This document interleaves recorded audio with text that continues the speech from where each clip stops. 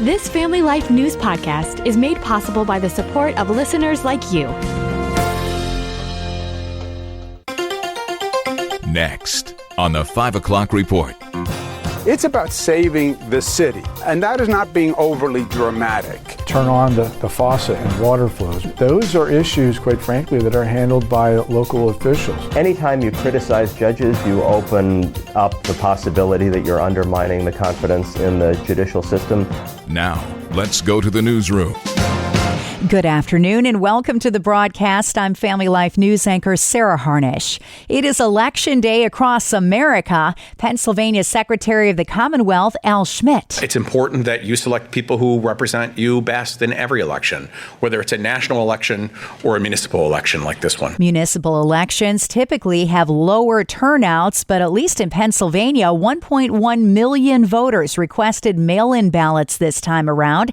That's up 17%. Pennsylvania is deciding today whether or not to unseat 3 state Supreme Court justices or hand them another 10-year term. Schmidt says you've got until 8 p.m. to get those mail-in ballots to an election office if you hadn't had a chance to mail them yet. They have to be in the hands of their county boards of elections by 8 p.m.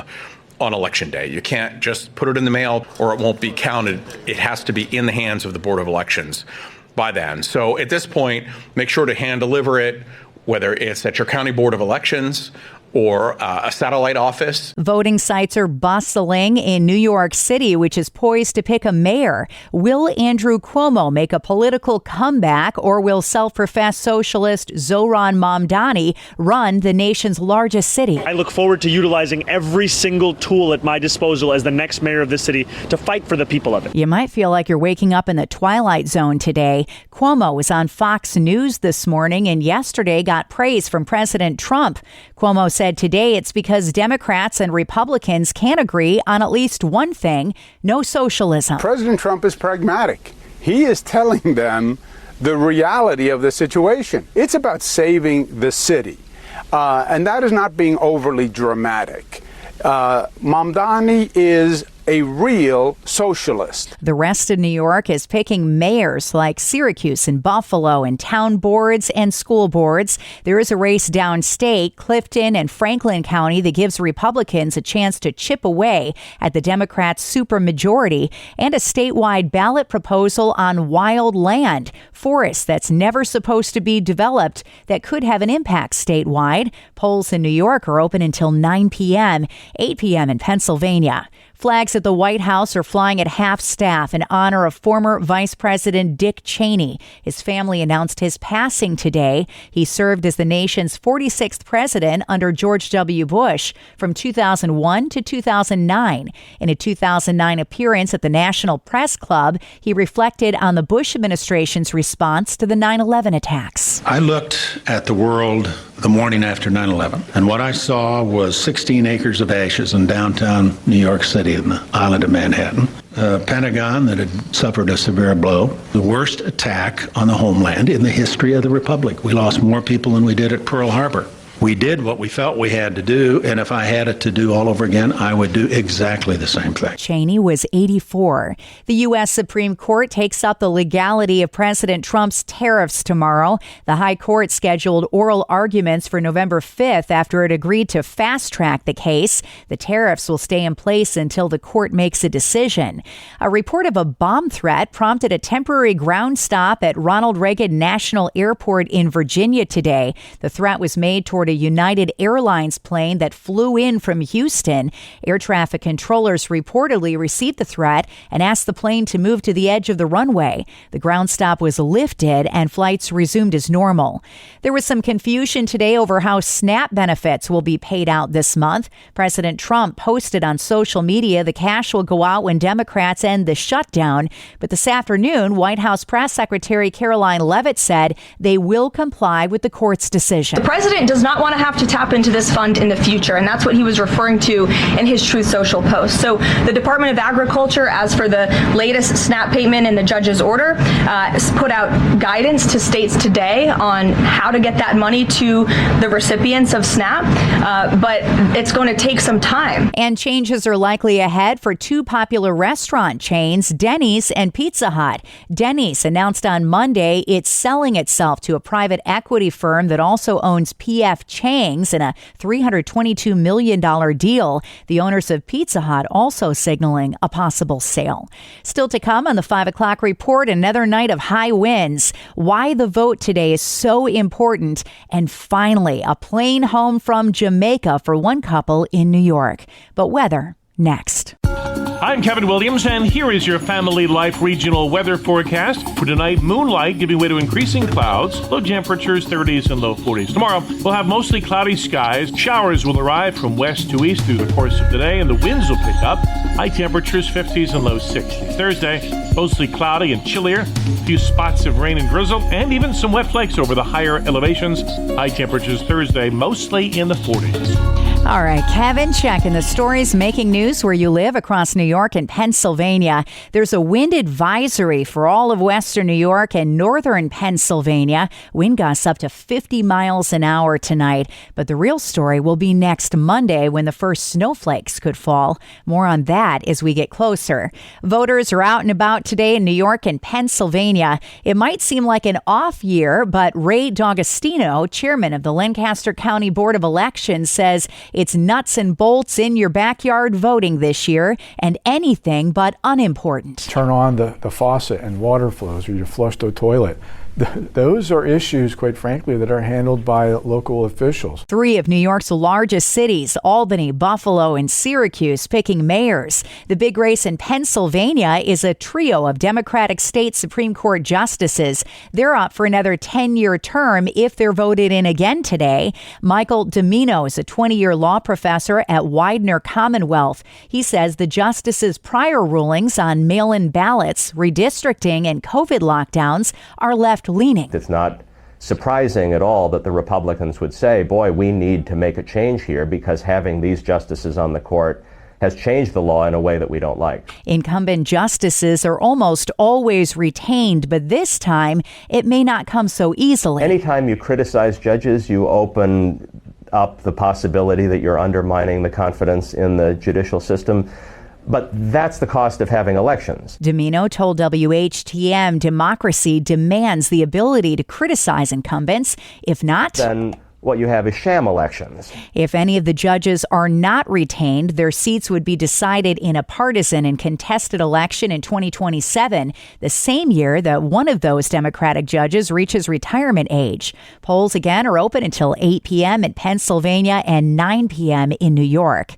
A Western New York couple is hoping to head home today after remaining stranded in Jamaica by Hurricane Melissa. Cardinal Green and his wife, Yagetta Osborne Green, arrived at the Moon Palace Hotel in Jamaica on October 22nd to help celebrate his brother's anniversary. They were scheduled to leave 4 days later, but then came Melissa, whose power left even these veterans of rough Western New York weather impressed. They told WGRZ, "We've been through blizzards, the blizzard of 77, but a Category 5 hurricane, just hearing the constant wind and not knowing if something's going to fall in on you or what's going on outside, it's a different type of trauma that brings." It is. The couple has racked up a larger than expected hotel bill, but they say that's not much compared to what the people of Jamaica are dealing with. Go to familylife.org and click on Hurricane Melissa relief efforts to learn how you can help.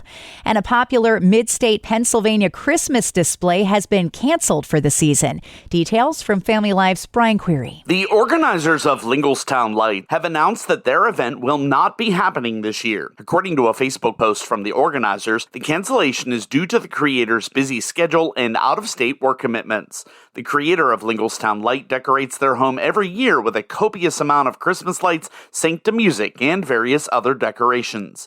The tradition has attracted members of the Dauphin County community for years. Organizers say they hope to be back bigger and brighter next year. Brian Query, Family Life News. Next at 5, the amazing story of Alex Senjimana. He grew up in circumstances most of us can't even begin to imagine. A survivor of the Rwandan genocide in the 1990s. One of the first bright spots in his young life was receiving a shoebox from Operation Christmas Child. Let's listen in. You grew up in circumstances that I don't think many Americans can truly wrap their heads around. The genocide that was taking place in Rwanda. Painful memory, but I guess we really got to start there. Tell us what your situation was and eventually how Christmas Child entered your life. As a little boy, I grew up at a time when tribal unrest was at its greatest in the country of Rwanda. Hatred had been created in people's lives. And because of that hatred, many people believed that their own neighbors were not humans. And this was due to separating the people of Rwanda back in the 1800s during the colonial time. But fast forward to 1994, when the genocide started, that was a result of this constant hating that had been going on since the inception of the tribalism. And because of this, my family was a part of the Tutsi tribe that was being killed during the genocide. And I remember on April 7th when we were attacked, and unfortunately, these militias would kill our grandmother and would kill our uncle. Me and my brother and my sister, we were left to run from place to place, from family to family. We were being raised by our grandmother because our mother had passed away when we were very little and we never knew who our father was. So the people who really were taking care of us, we were holding on to, was our grandmother and our 2 uncles. When our grandmother and one of our uncles got killed, we started to run from place to place. And as we ran, God was doing so many miracles to protect us. I remember very specifically when we were attacked and his weapon wouldn't work and his magazine fell out. From the time when I was running and I would fall down and a bullet would miss my head by an inch. And at that time, I didn't have faith. My little faith that I had was my grandmother's.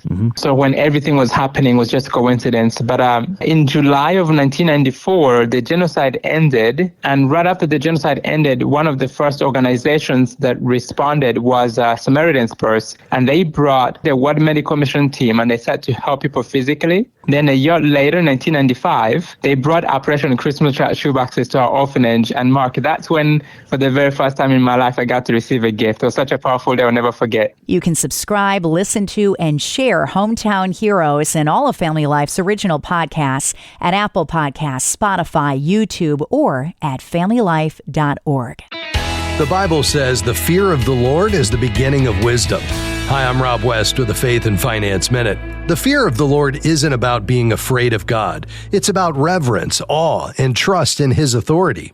When this shapes our view of money, it changes everything. Instead of seeing money as our security, we see it as God's resource entrusted to us. That means we don't cut corners, chase quick riches, or live beyond our means. We manage money with humility, integrity, and gratitude. It also frees us to be generous because we know the Lord is our provider, not our paycheck. When you honor God first, finances take their rightful place. Wisdom flows, decisions gain clarity, and peace replaces anxiety. That's the blessing of financial stewardship rooted in reverence for the Lord. Get biblical answers to your financial questions in the Faith Fi community. Download Faith Fi, Faith and Finance in your app store or visit faithfi.com. Coming up on the 5 o'clock report, what would your day look like after running a marathon? We have a crazy story of one dad coming up after weather.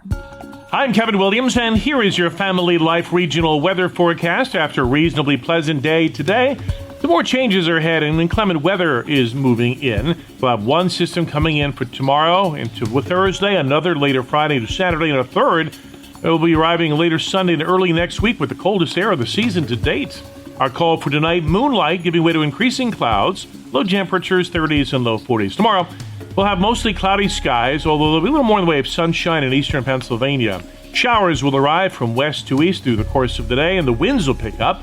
High temperatures, 50s and low 60s. Thursday, mostly cloudy and chillier. A few spots of rain and drizzle, and even some wet flakes over the higher elevations. High temperatures Thursday, mostly in the 40s. Thank you, Kevin. Finally at 5, this guy just might get Dad of the Year.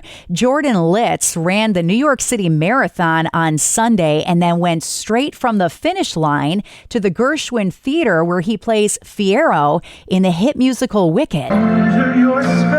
He did the 3 and 7 p.m. performances live before heading home for the night. If I had sat down, I don't think I would have been able to stand up again. The incredible feat even getting a shout out on late night TV. Broadway star Jordan Litz announced that he will be running in tomorrow's New York City Marathon, then later star in 2 performances of Wicked, and then after that, die.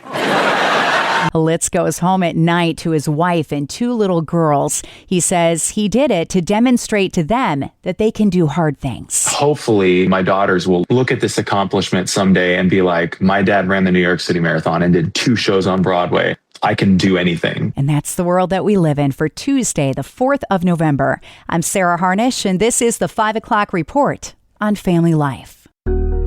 Thank you for listening to this Family Life News podcast. If you've been encouraged by what you've heard, please share it with others and click the subscribe button to automatically receive future episodes.